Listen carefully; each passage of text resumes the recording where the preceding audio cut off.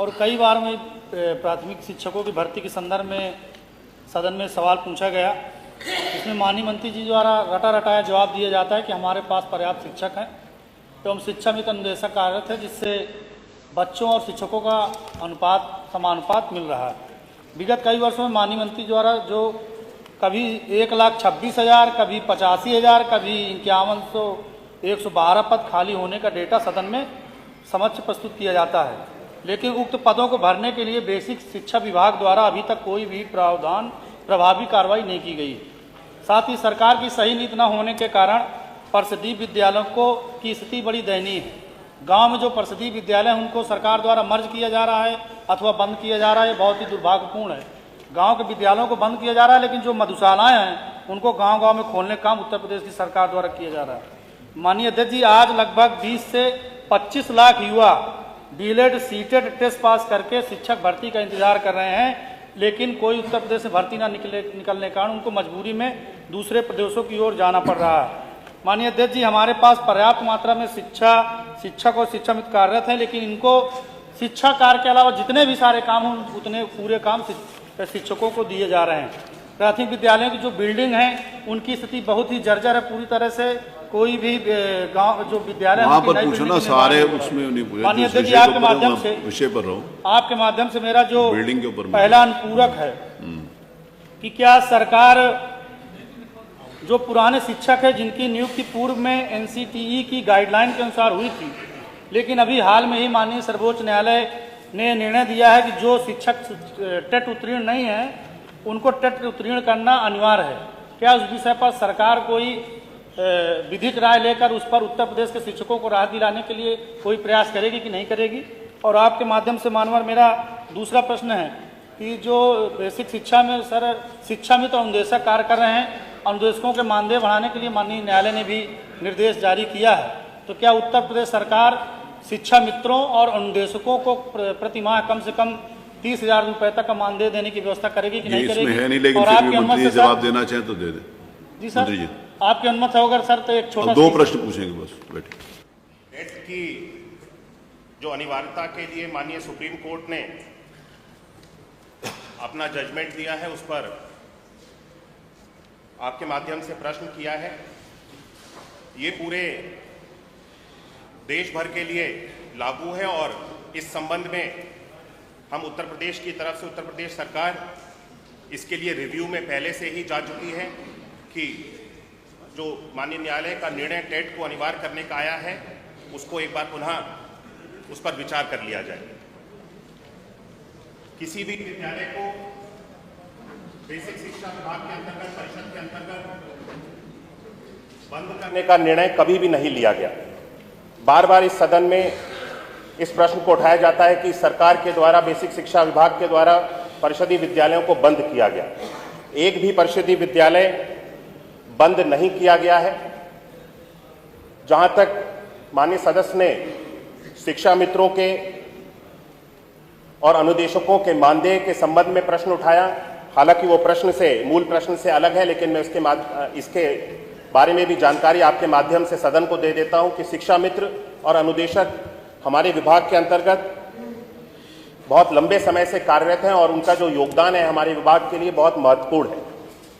हमने शिक्षा मित्रों के द्वारा लंबे समय से की जा रही जो उनकी मांगें थी, जो कि कैशलेस चिकित्सा को लेकर के थी, शिक्षा मित्रों के अपने मनचाहे स्थान पर उनके समायोजन की थी, इन दोनों उनकी मांगों को पूर्ण करते हुए कैशलेस 5-5 लाख रुपए की परिवार को भी सम्मिलित करते हुए चिकित्सा की सुविधा देने का कार्य हमारी सरकार ने अभी हाल ही में किया है और उनको मनचाहे अपने स्थान पे जाकर के वे अपनी सेवाओं को दे सकें, उसकी भी व्यवस्था बना करके वर्तमान में गतिमान है और चरणबद्ध तरीके से एक एक शिक्षा मित्र को अपने मनचाहे स्थान पे, जिस स्थान पे जाकर के वे अपना सेवाएं देना चाहते हैं उस स्थान पर पहुंचाने की व्यवस्था भी बना दी गई है। मानदेय को लेकर के माननीय सदस्य ने प्रश्न उठाया, वर्तमान में इसके ऊपर विचार किया जा रहा है मंत्रिपरिषद के द्वारा और माननीय मुख्यमंत्री जी के द्वारा इस पर विचार किया जा रहा है और जो भी इसका मत बनता है आपके माध्यम से सदन को अवगत कराया जाए। प्रश्न संख्या 7 डॉक्टर रागिनी। मेरा प्रश्न मंत्री जी से बड़ा ही सीधा था कि जितने भी सरकारी एवं जो अनुदान एडेड कॉलेजेस हैं, इंटर कॉलेजेस, वहाँ पे क्या साइंस स्ट्रीम की जो है वो शिक्षा उपलब्ध है कि नहीं, क्या सरकार को इसकी जानकारी है? मंत्री जी, आपके विभाग के जो अधिकारी हैं उन्होंने उत्तर जो है वो गलत बना के दिया। वो कहते हैं कि जी नहीं, हमें जानकारी नहीं है। नहीं है तो आप जानकारी लीजिए। अध्यक्ष जी, यह सरकार रामराज की बात करती है और जब बच्चों की शिक्षा की बात आती है, मैं बच्चों की तरफ से सरकार को 2 लाइनों में ये कहना चाहूंगी कि श्री रामचंद्र कह गए सिया से ऐसा कलयुग आएगा, मेरे नाम से सत्ता पाकर सबको आंख दिखाएगा, धर्मों पर लड़वाएगा और जाति पर बंटवाएगा, गरीबों के बच्चों की शिक्षा को रौंदा जाएगा। सुन लीजिए, गरीबों के बच्चों की शिक्षा को रौंदा जाएगा। जो शिक्षा को पाएगा, जो शिक्षा को चाहेगा, उसको वो मार भगाएगा। पूरा करने दीजिए।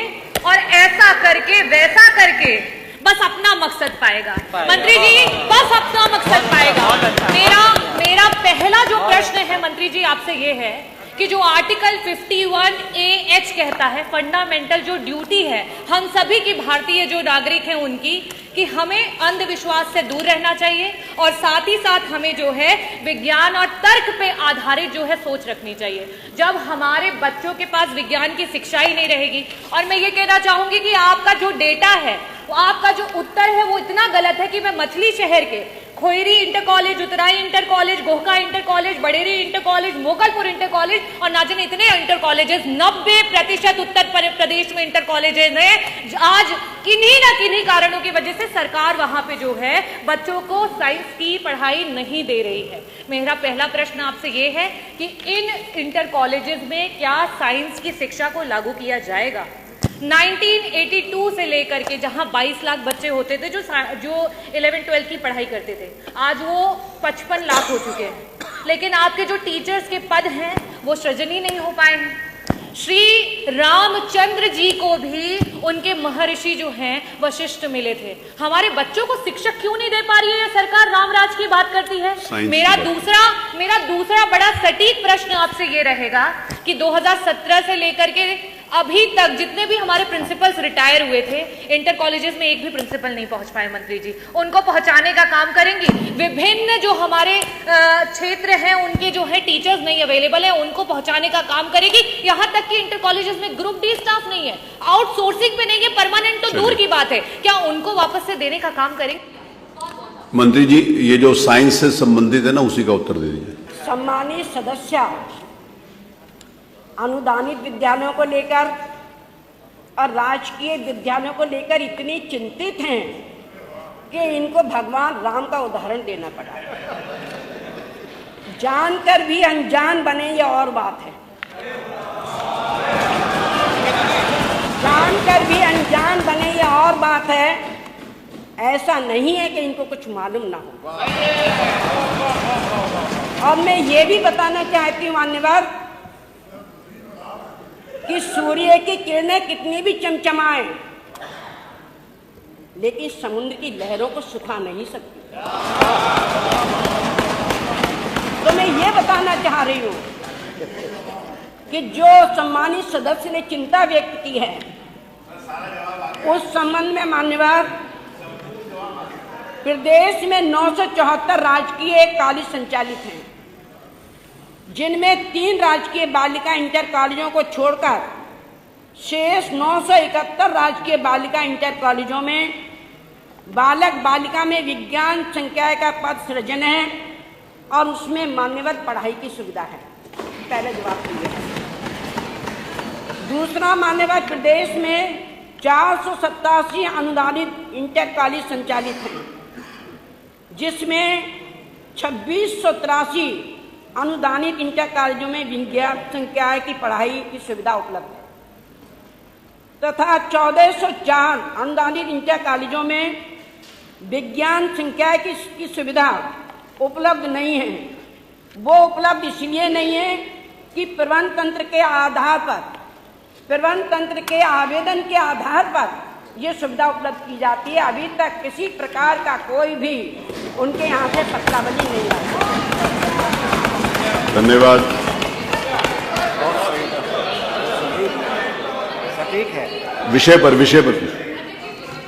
विषय उत्तर में आया है कि सभी साइंस स्ट्रीम हर इंटर कॉलेज में है।